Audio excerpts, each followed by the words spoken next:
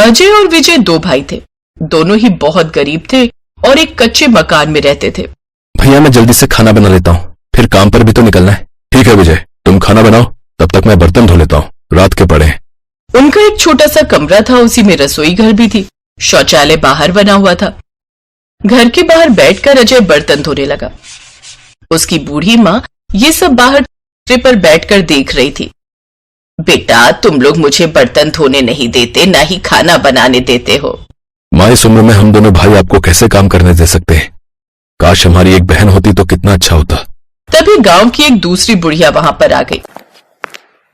अरे बहन नहीं है तो क्या हुआ, तुम दोनों शादी कर लो। सुबह सुबह तुम घर के बाहर बर्तन मांजते हो, पूरा मोहल्ला देखकर तुम लोगों को हंसता है। मेरा तो मन करता है सबके मुंह लाल कर दूं।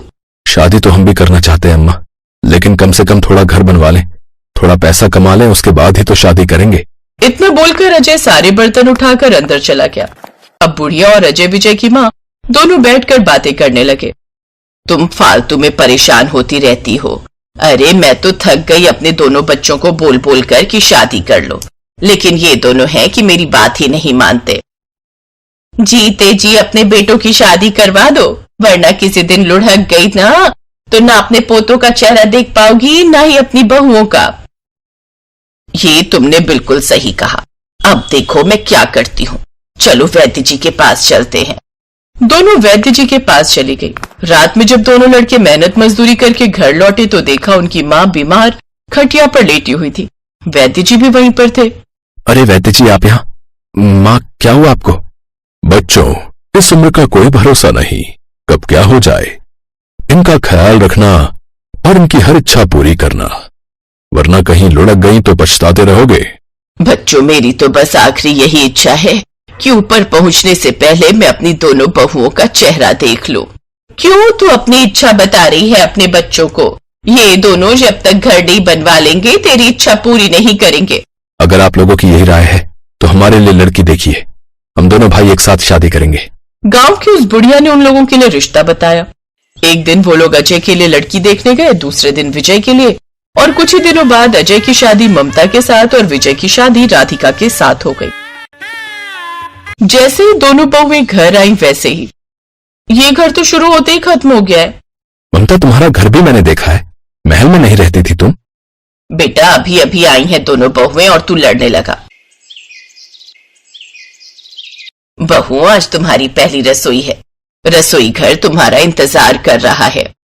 अजय, विजय और उसकी माँ बाहर खटिया डालकर आराम करने लगे और खाना बनने का इंतजार करने लगे कि तभी अचानक आटे का डब्बा बाहर आकर गिरा। थोड़ी देर बाद तेल का डिब्बा बाहर आकर गिरा।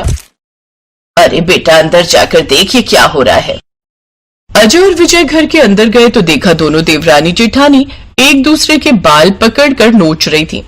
तेरी इस घर में नहीं चलेगी, मैं तेरी जेठानी हूं, मैं अपनी पसंद का खाना बनाऊंगी। नहीं, मैं छोटी हूं इसलिए मेरी मनमर्जी चलेगी, मैं अपनी पसंद का खाना बनाऊंगी।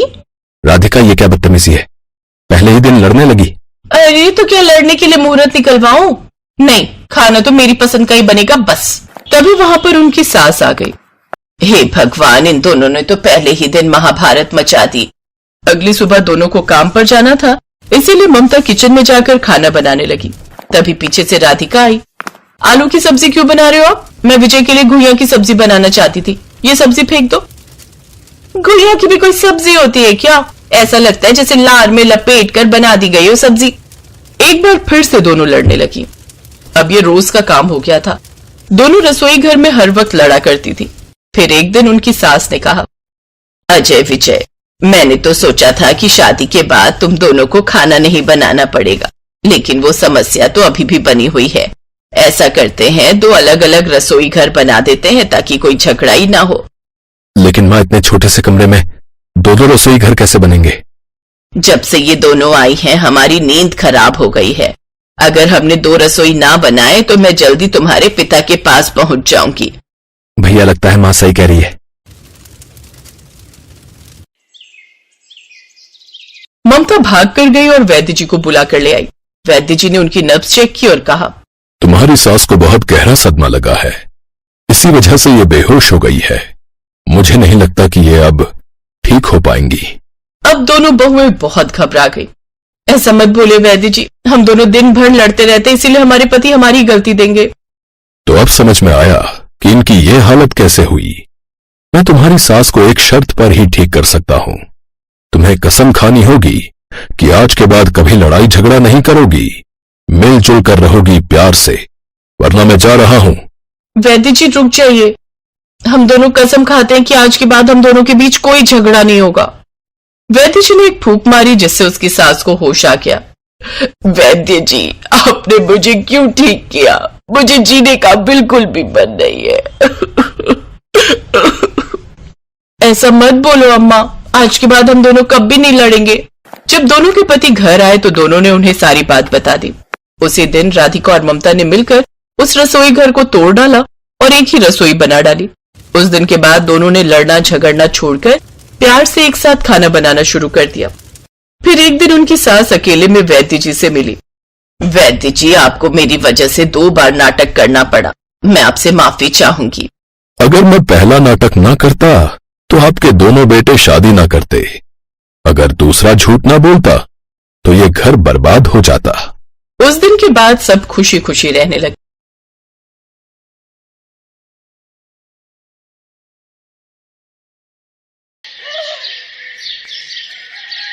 दीपक की सैलरी अच्छी थी, इस वजह से शादी के 1 साल बाद ही प्रिया अपने ससुराल से अलग हो गई। उसने अपने लिए एक बड़ा फ्लैट ले लिया था, जहां पर 3 बड़े बड़े कमरे और एक बड़ी रसोई भी थी। इस बात के लिए कि मेरी रसोई बहुत बड़ी है, प्रिया कई बार घमंड में अपनी जेठानी ज्योति को ताने दे चुकी थी। ज्योति भाभी, आपकी किचन हमेशा सेट मिलती है, बिल्कुल साफ सुथरी।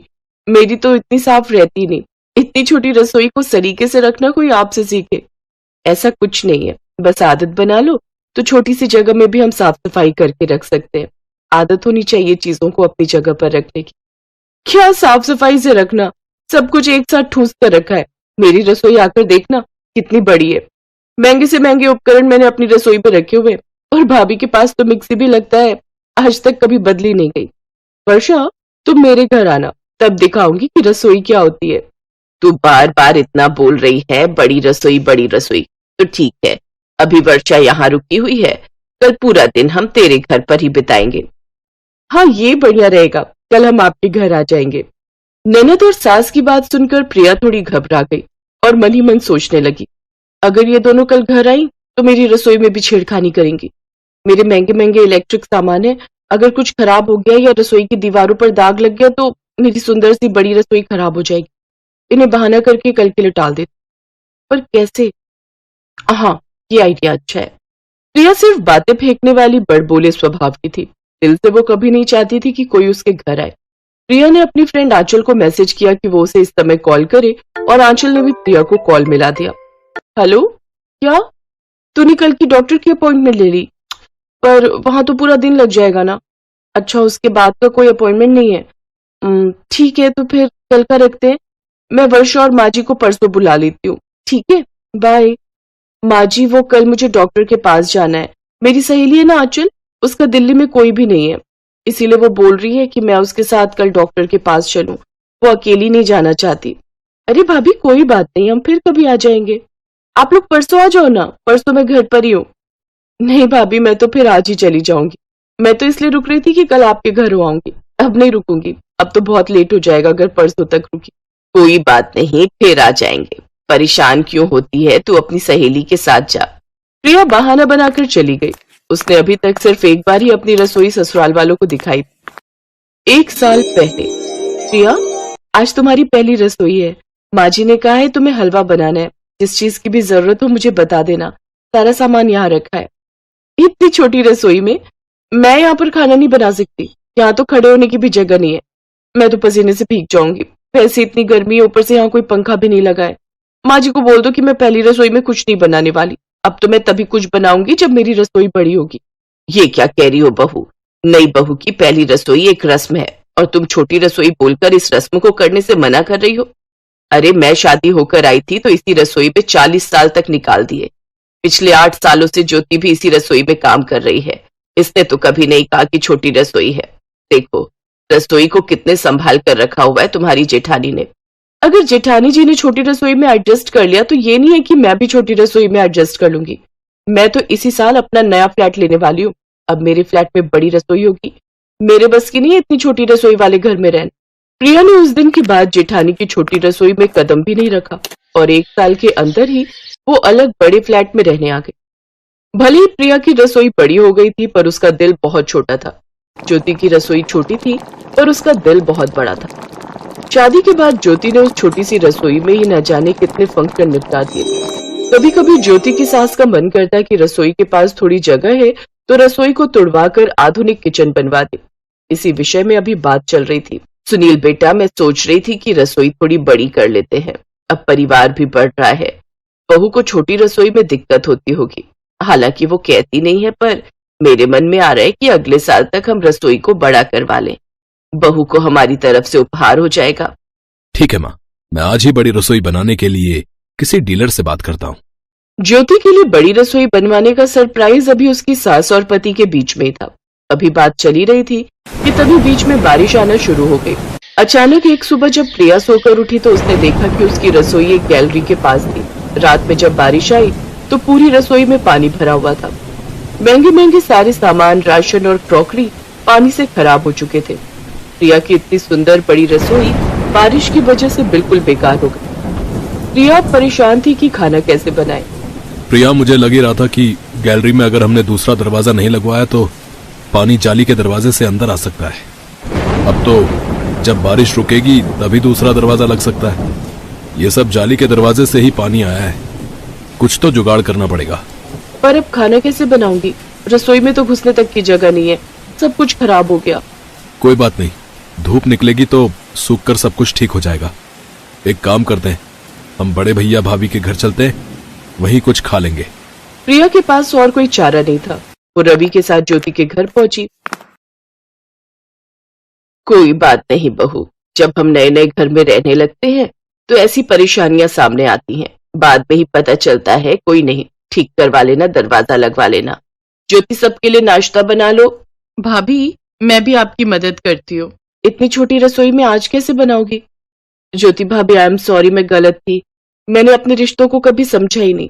आज देखो हम पर प्रॉब्लम आई है तो अपने ही काम आ रहे हैं। आज हम दोनों मिलकर एक साथ खाना बनाएंगे। हाँ हाँ, क्यों नहीं। एक बार तुम भी इस छोटी रसोई में खाना बना ही लो, क्योंकि अगली बार जब तुम यहाँ खाना बनाओगी तो रसोई छोटी नहीं मिलेगी, क्योंकि हम भी ज्योति के लिए बड़ी रसोई बनवा रहे हैं।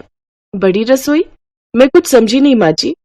हाँ ज्योति, माँ का मन है अगले साल तक इस रसोई को थोड़ा ठीक करके हम इसी रसोई को थोड़ा बड़ा कर लें। ये तो बहुत अच्छा रहेगा भैया। भाभी इतने सालों से इस छोटी रसोई में काम करती आई है। गर्मी के दिनों में इन्हें बहुत परेशानी होती है। अब बड़ी रसोई हो जाएगी तो भाभी को भी आराम हो जाएगा। ज्योति के चेहरे पर खुशी आ जाती है। उसने इतने साल छोटी सी रसोई को संजो कर रखा। अब उसकी वही छोटी रसोई बड़ी रसोई में परिवर्तित हो रही थी। कभी कभी हमें बिना मांगे वो सब मिल जाता है जो हमारे लिए सही होता है। इसीलिए व्यक्ति को हमेशा सहनशील रहना चाहिए।